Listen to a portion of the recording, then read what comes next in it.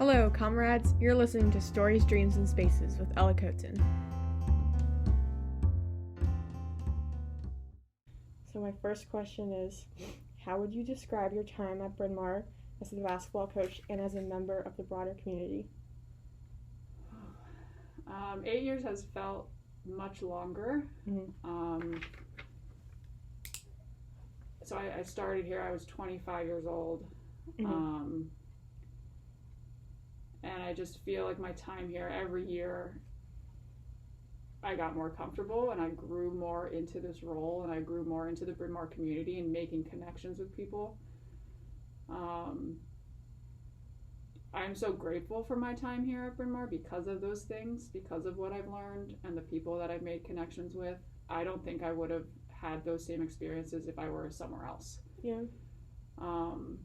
I've had conversations with other colleagues about it, and they're just very different experiences, Mm-hmm. In terms of diversity and equity inclusion, Mm-hmm. in terms of just the social dynamic on campus, Mm-hmm. The issues between athletes and non-athletes, all those type of Mm-hmm. situations that came up in my time here, Mm-hmm. have just been really good learning experiences. Yeah. And so each year I just got more comfortable and wanting to dive further into it, so Mm-hmm. I became the SAC advisor, Mm-hmm. working with more students than just my team. Yeah. And that was a really big value for me. Mm-hmm.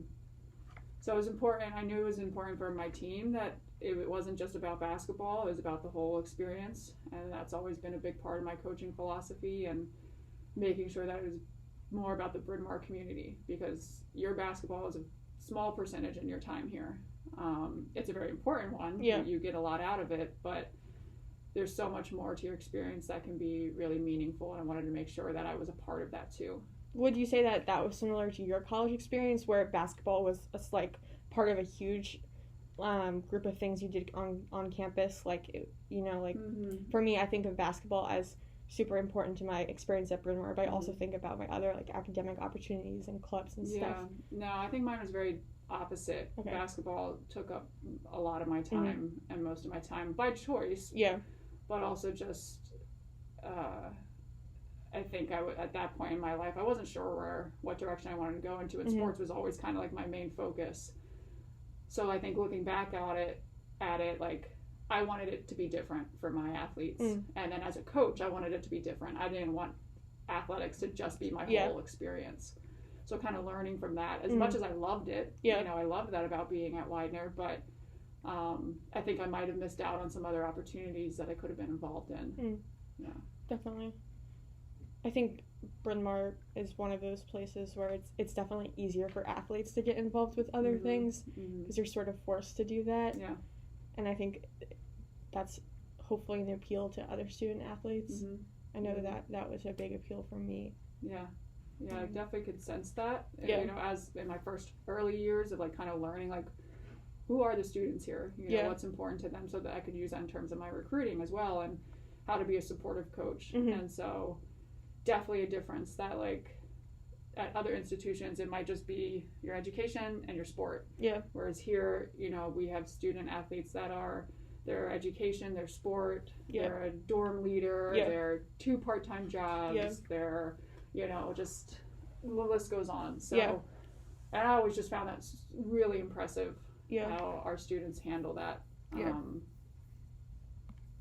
how that just makes an impact on them moving forward. Yeah. And so really a lot of value there that I didn't want to take away from anybody. Yeah. So my second question would be you sort of answered it. How did Bryn Mawr change your way of thinking? And it seems like it made you think on more of an intersectional, wider scale.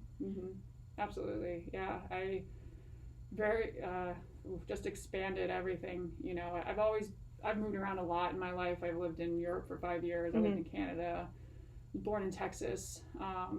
So my exposure to different cultures was always kind of there. And when I first came to Bryn Mawr, I kind of felt a connection here because of that. Yeah. Because of the diversity on campus, in the sense that we have international students. We have students from all over the country.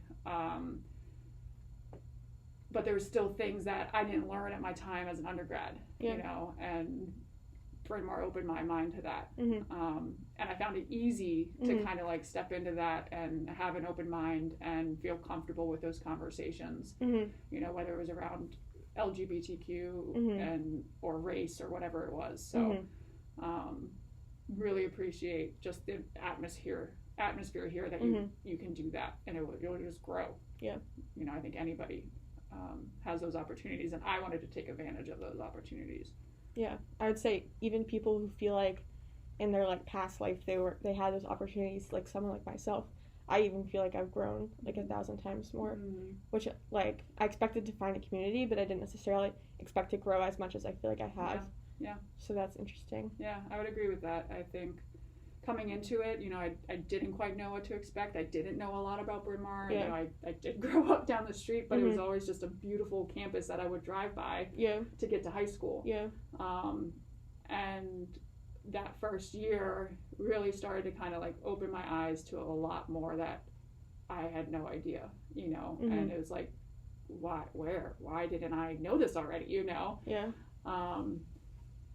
So yeah, I kind of went into it very, very open and to the opportunity to be a young head coach, but also just to the community, and what can I get out of this? And I'm always kind of been about that growth mindset. So like, I always wanted to find more, you know, and ways on campus to be involved, or just with my players and get to know their experiences. Like there's always something. Yeah. And especially here, which I really, really appreciated.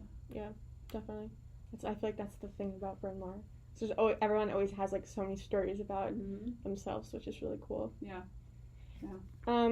My third question, sort of changing directions, is what was your favorite Bryn Mawr basketball memory? Oh, wow. It could be like a game. Like I have mine. Mine was the Swarthmore game last year. Also the Muhlenberg game because all my friends came. Yeah. Those were my two favorite memories. Well, I love to hear that because, again, for me, the memories aren't about the wins. Yeah. It's like little things like that, right? So my favorite memory... You can have a couple. Yeah, well, the first one that comes to mind, again, kind of in my first couple years, am I allowed to name? I don't know if I should name. You can name people. A player very new to basketball. She was actually a rower originally, and then was interested in basketball. Her name was Ji-yoon. And so the skill development was very new and really kind of just gave their all, you know, but very different basketball skill level. And we were also a very different program at that time. But they got into a game and scored. And I just remember her reaction, just like jumping up and down, arms raised in the air, like smiling from ear to ear, and the team erupting, you know? So like everybody was just so happy. And then like the next second went by and I was like, okay, get back on defense. Yeah, and then they probably scored, they made it quickly. So it was like that moment just to see somebody who has worked so hard at it get into a game and score, and just that joy that they had and the team had. Like, I have so many moments of that with this program. Yeah. Like, which is understandable. When players do something that they've been working at and the whole team erupts, you know, it's just, those are special memories for me. So that one definitely is like the strong memory in my mind that I just will never forget. Oh man, some of the times the years blur together, so it's hard to know remember which one's which. I'll never forget my first win. It was I basically started November 1st, and our first game was like November 16th. Oh my god, okay. And I had 2 weeks to kind of get the team ready. We had the tip-off tournament here. At that time, there was a women's tip-off tournament with like us, Notre Dame of Maryland, Cedar Crest, and maybe New Rochelle or one of those schools in New York. And it was a close game. You know, the team at that time again was a couple of players that just didn't really have the background of basketball. We did have the leading scorer in Nicolette, and it came down to the very end pretty much, I think, if I remember correctly. And again, just the joy of the players, like these players that hadn't had played competitive basketball and they get a win like early on in the season. Like it's those memories that like will matter, and you'll look, and I hope that they'll look back at years from now and be like, that's what it was about. You know, it wasn't about the losses that came after that, but it was about that moment. So definitely my first win is another memory I'll never forget. And for me, it's really the players. I look at my accomplishments as in terms of the relationships that I have with my players. Okay. You know, and the alums that I still hear from or stay in touch with. You know, in their time here, you know, how our relationship evolves from when they're first years to seniors, because you see them grow. Because we get less scared. Yeah. Less scared. You just grow, you know, and I was the same way as a player. My freshman year, I was very quiet. I was very shy. And then just as the time went on, you get more comfortable, you get more experience, you realize, you know, how to use your voice. And the relationship with my coach really evolved, and my stance with my team really evolved. And so like seeing that with my players is probably another one of my memories, like seeing them grow. So just for another name drop, like I think of Megan Murray Bruce, who very quiet her first year. So she said, and then by her senior year, just completely like blossomed, and it was like into a really good leader. The coolest thing to see. So it's like that type of stuff that is just so like awesome to me, and that I'll never forget. That's cool. Yeah, Megan's a really good example of that. I feel like because we got to spend a lot of time together last season. Yeah, you did. And she would always tell me about how she was quiet as a freshman. And, like, that was surprising to me, because to me she was one of, like, I don't know, I had a lot of good role models last year because I had, like, 4 strong seniors. But she was definitely one of my top role models. She, I mean, just all the adversity that she had overcome with her injuries. You know, she pretty much lost a season. She had to have surgery. And that didn't stop her. You know, she found other ways to be an impact and build relationships with her other teammates, you know. So she's definitely one that it was just so cool to see how you guys grow in 4 years, you know. And just not that you're not adults when you come in as first years, but you're a different type of adult. We're sort of not. Yeah, you know, like, so by the time you graduate, and I think that also speaks to the experience that you get at Bryn Mawr as a whole. It's not just basketball. But you just all kind of grow into who you are, into your identities, and I think you guys get more comfortable with that, you know, and just strong with that, and it makes a really big difference. It's just cool to watch. So, speaking of developments at Bryn Mawr, what things do you think you're gonna take to Utah, or not like specifically Utah, or just your future, wherever you end up being? I think definitely a lot. You know, just how I've kind of tried to be involved and, you know, help use my understanding on things and help others. So, you know, whether that's all the work that I feel like I've done with anti-racism, diversity, equity, inclusion, and, you know, how can I take that to a university like Utah? You know, and the relationship building that I've worked on, you know, how do I take that into my life, you know, with my family or friends. And so that's really important to me, that I always kind of continue to work on those things. I'm trying to think of like any specific traits. I think just my overall patience and like understanding, you know, and how I will continue to work with students. So, you know, making sure that I continue to use those skills and take that with me and try to be a positive impact and a support system for those other students, which I feel like I have done here. Definitely, And then just in a greater society of things, of being an ally, you know, and using my privilege or whatever it is that needs to help change the world, you know, and to be a better place. So and those are things that I've just have been so inspired by our students and the people at Bryn Mawr, that one person can still make change, you know, even if you just get to 2 to 3 other people and you make them think about things, you know. And I feel like I've done that with conversations, like with my friends, you know, and You're probably like the annoying friend who like texts like all of her friends like, oh, like do this petition or look at this, or my player said this about this, and now like blah blah blah. Like I know like some of my friends like corrupted me and like radicalized me. I feel like you're probably like the friend who does that to your friends. To a certain degree, yeah. I mean, especially around last summer. Yeah.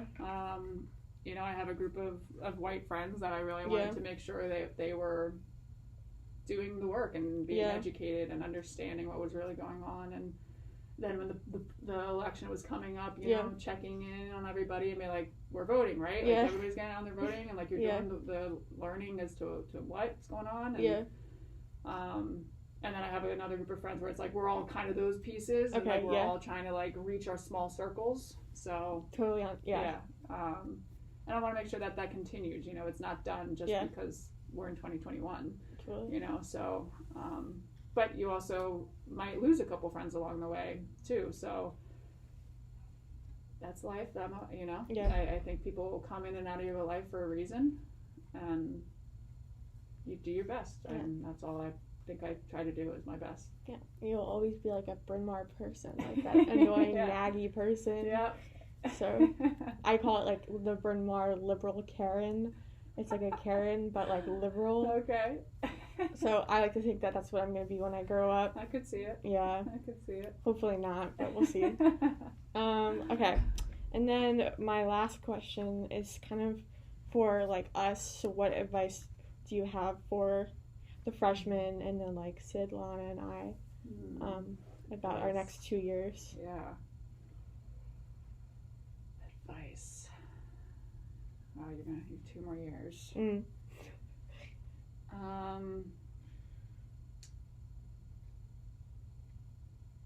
mean, I feel like you especially in your 2 years now and losing a season already, your class of sophomores, you know, you probably haven't realized it yet, but you probably already have grown and matured so much in this last year just because of everything that you guys have been through. And so I think just being able to take that and help the freshmen or help the incoming, you know, players. So that really focusing on that leadership. Okay.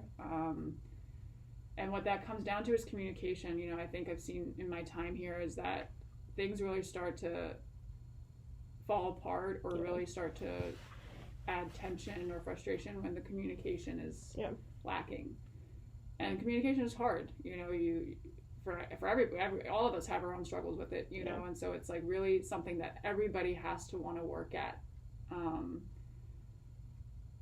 So I would say for everybody, you know, making communication a point of emphasis to be a factor in the success of the program and your life, relationships, girlfriend, boyfriends, you know, family, whoever it is. Communication is huge, and it's always kind of a work in progress. Yeah, I think embracing whatever happens, you know, and seeing it as a lesson versus a failure, you know, if it is something that doesn't go the way you want it to, and not holding on to it too long, you know, especially if it's something that's painful, because, or not necessarily painful, but just like frustrating, because your 4 years at Bryn Mawr is definitely going to be impactful, it's definitely going to be valuable, but you have so much more of your life to live. Exactly. And you don't want one little thing to ruin the 4 years. Yep. I think there's a saying where it's like, people like ask you how your day was, and you know, they're like, oh, it was awful. It's like, why would happen? Like, and 10 minutes of your day was awful. Yeah. And they let that 10 minutes ruin the 24 hours, you know? And so not getting caught up in that type of mindset.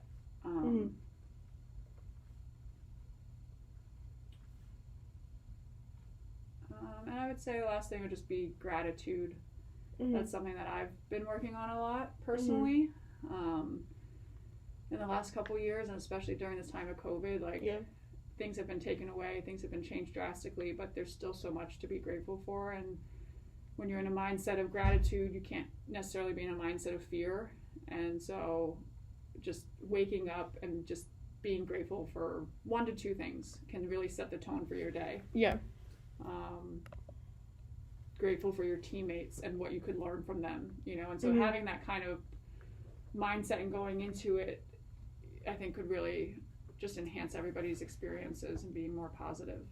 So that positive mindset is a big one for me, and I would hope that everybody moving forward with a new coach, with new players coming in, you know, and continuing to be in this conference, you have to fight through that. You know, you have to still want to get up every day and go to work and get after it and practice, and that's doable when you have a better mindset. Yeah, that was really important to me last year. Yeah. Because a lot of my friends from basketball and outside of basketball were like, how are you going to get through a season of 24 games when, you know, like, they're all hard games? Yeah. And my answer was I got through it because I really liked my teammates and my coaches, and those are the memories I have. Like, I don't remember the specific, like, losses and my turnovers, and I don't remember that. I think I just remember the memories I had. Good. I'm really happy to hear that too, Ella. I think, and that's what it's about.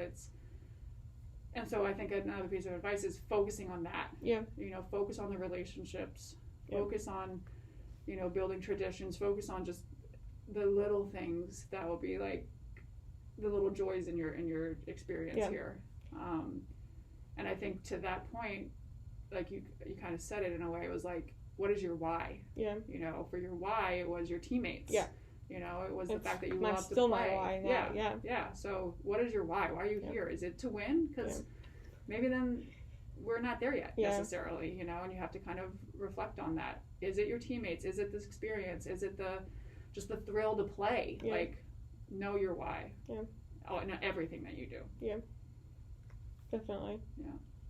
I was talking to my friend about one of my, like, the memories I most remember is breakfast before senior day. It was the day after, like, the Hell Night thing.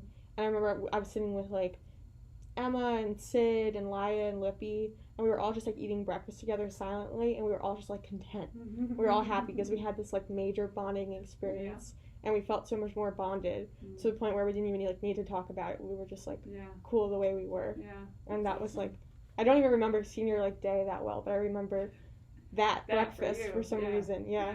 That really stood out to me. Yeah. That's awesome. Yeah. That's exactly it, right? Like, being with somebody, being with your teammates, and just being you, being completely okay in silence, like, you know, like, that's awesome. Yeah.